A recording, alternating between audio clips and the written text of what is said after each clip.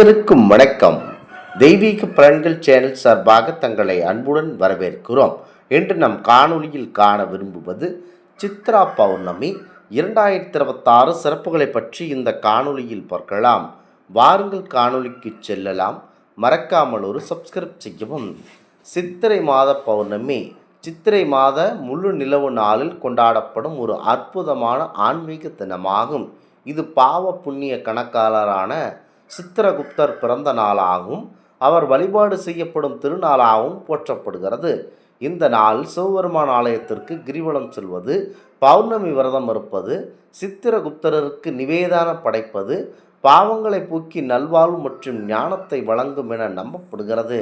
யம தர்மனின் கணக்கு பிள்ளையான சித்திரகுப்தரை வழிபடுவதன் மூலம் நம் பாவ கணக்குகள் குறைந்து புண்ணிய கணக்குகள் அதிகமாகும் என்ற நம்பிக்கை நிலவுகிறது. இந்திரன் தன் பாவம் நீங்க மதுரை சொக்கநாதரை வழிபட்ட நாள் என்பதனால் இந்த நாள் சிவனை தரிசிப்பது பாப விமோச்சனம் அளிக்கும். திருவண்ணாமலை போன்ற அக்னி திருத்தலங்களில் கிரிவலம் செல்வது முழு நிலவு ஆற்றலால் மனித தெளிவையும் ஆன்மீக ஆற்றலையும் அதிகரிக்கும். பூமிக்கு மிக அருகில் சந்திரன் தன் பூரண கலைகளுடன் பிரகாசிக்கும் நாள் என்பதனால் சந்திர வழிபாடு மிகுந்த நற்பலன்களை தரும். சித்திரகுப்தருக்கு பிடித்தமான எலுமிச்சை, தேங்காய் போன்ற பலவிதமான சித்திரானங்களை அந்த வகை சாதங்களை படைத்து வழிபாடு செய்வது உன்னதமானது.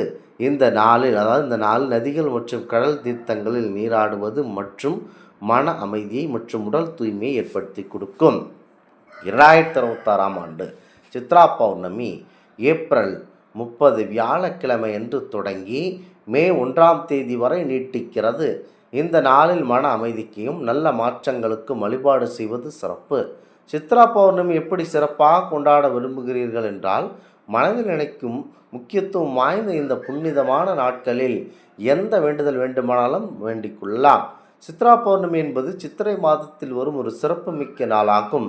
இந்த நாள் யமதர்மனின் கணக்கு பிள்ளையாரான சித்திரகுப்தரை வழிபாடு செய்தீர்கள் என்றால் மலை போல உள்ள உங்களுடைய பாவ கணக்குகள் சிறியதாக மாறும்.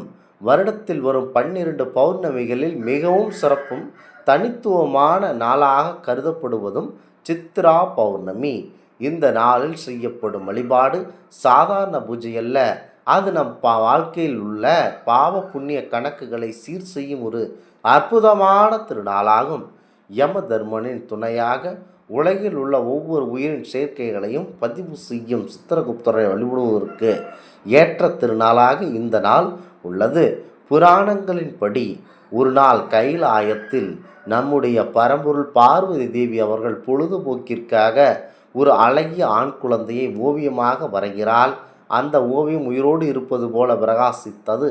அந்த நேரத்தில் அங்கு வந்த பரம்பொருள் சிவபெருமான் அந்த ஓவியத்தை பார்த்து மகிழ்ந்தார். அவருக்கு உடனேயே ஒரு நினைவு வந்தது. உலக உயிர்களின் ஆயுள் முடிவை நிர்ணயித்து அவர்களின் கர்மத்திற்கேற்ப தீர்ப்பு வழங்கும் யமதர்மன் அவர் மிகுந்த வேலை பளுவால் எனக்கு ஒரு உதவியாளர் வேண்டுமென்ற சிவனை வேண்டியிருந்தார் யமன். அந்த வேண்டுதலை நிறைவேற்றும் தருணம் அது வந்தது. சிவபெருமான் பார்வதி தேவி வரைந்த ஓவியத்தை கையில் எடுத்தார். தன் பிராண வாயுவை அதில் ஊதினார். அடுத்த நொடியில் ஓவியம் உயிர் பெற்றது. சிவசக்தியின் அம்சமாக உயிர் பெற்ற அந்த தெய்வீக உருவம் சித்திரகுப்தன் என பெயர் பெற்றது. சித் என்றால் மனம், குப்த என்றால் மறைவு. மனதில் மறைந்திருக்கும் எண்ணங்களையும் அறிந்து பாவ புண்ணிய கணக்குகளை பதிவு செய்பவர் என்று அர்த்தம். அதனால்தான் அவர் கையில் ஏடு மற்றும் எழுத்தாணியுடன் பிறந்தவர் என கூறப்படுகிறது. சூரியன் சந்திரன் இரண்டும் சக்தி பெறும் நாள் சித்ரா பௌர்ணமி. கர்ம கணக்குகளை நினைவூற்றும் நாள்.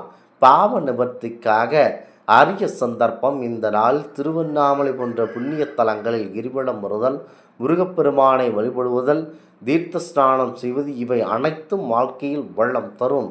சித்ரா பௌர்ணமி என்று வீட்டு பூஜை அறையை சுத்தம் செய்ய வேண்டும்.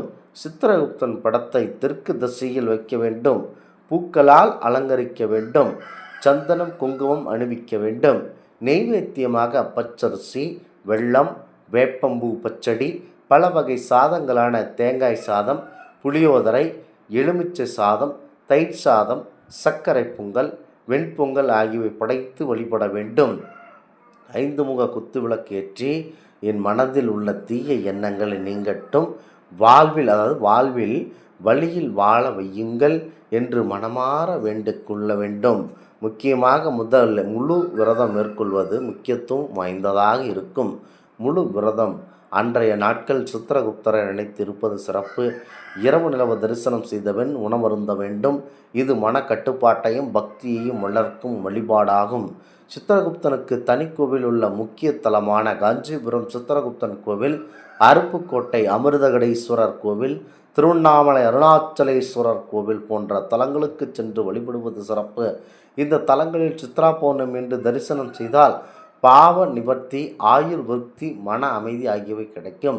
சித்திரகுப்தருக்கு படைத்த நைவேத்தியத்தை பசித்தோருக்கு பகிர்ந்து கொடுக்க வேண்டும். இதுவே உண்மையான புண்ணியமாக பார்க்கப்படுகிறது. முக்கியமாக இந்த நாட்களில் எவர் ஒருவர் அனைத்தையும் மனதில் நினைத்து கொண்டு செயல்படுகிறார்களோ அவர்களே முக்கியத்துவம் வாய்ந்த திருநாளாக பார்க்கப்படுகிறது. சித்ரா பௌர்ணமி என்பது வெறும் திருவிழா மட்டுமல்ல, அது மனிதன் உள்ளத்தை சுத்திகரிக்கும் ஆன்மீக பயணமாக பார்க்கப்படுகிறது. முக்கியமாக இதனை மனதில் நினைத்து கொண்டு அண்ணாமலையார் கோவிலுக்கு கிரிவலம் செல்பவர்களுக்கு எண்ணற்ற நற்பலன்கள் கிடைக்கின்றன. குறிப்பாக இந்த நாட்களில் எவர் ஒருவர் கிரிவலம் செல்கின்றனோ வாழ்க்கையில் உள்ள அனைத்து பாவ கணக்குகளையும் சித்திரகுப்தர் சரிசமமாக பிரித்து கொடுப்பார் என்பது ஐதீகமாகும். குறிப்பாக இந்த நாட்களில் முக்கியத்துவம் வாய்ந்த முழு நில ஒளியில் மனம் தெளிந்து வாழ்வில் நல்ல மாற்றங்கள் ஏற்படும் என நம்புகிறது. தமிழ் பாரம்பரியத்தில் முக்கிய இடம் பெறும் ஆன்மீக விழாக்களில் ஒன்றாக சித்ரா பௌர்ணமி விளங்குகிறது.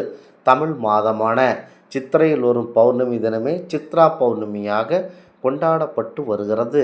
முக்கியமாக இந்த நாள் முழு நிலா ஒளியில் ஆன்மீக சிந்தனையும் மன சுத்தியும் பெரு திருநாளாகும். சித்ரா பௌர்ணமி நாளில் சித்திரகுப்தருக்கு சிறப்பு வழிபாடு நடைபெறும். மனிதன் வாழ்நாளில் செய்த நன்மை தீமைகளை பதிவு செய்பவர் சித்திரகுப்தர் என புராணங்கள் கூறுகின்றன. இந்த ஆன்மீக தகவல் உங்களுக்கு பிடித்து இருந்தால் தெய்வீக பலன்கள் சேனலை கண்டிப்பாக சப்ஸ்கிரைப் செய்து கொள்ளவும். மீண்டும் ஒரு நல்லதொரு காணொளியில் உங்களை சந்திக்கிறோம். நன்றி, வணக்கம்.